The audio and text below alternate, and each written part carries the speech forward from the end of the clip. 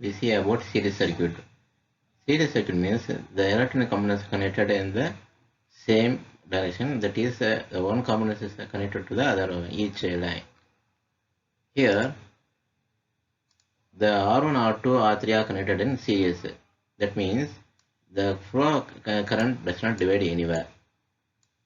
Here the current passes through R1, R2 and then R3. There is no divider.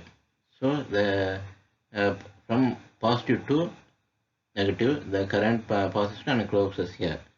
So there is no divided. This is known as series circuit. And another one is circuit.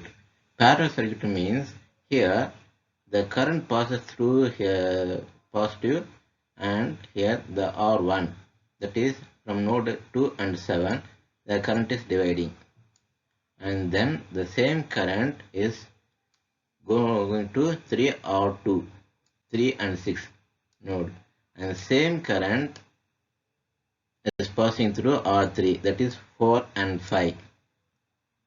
Here the three resistors are connected in parallel, means the current divides 2 and 7, 3 and 6 and 4 and 5. So the current divided in three places. So that is called in parallel circuit. Another one is series parallel connections.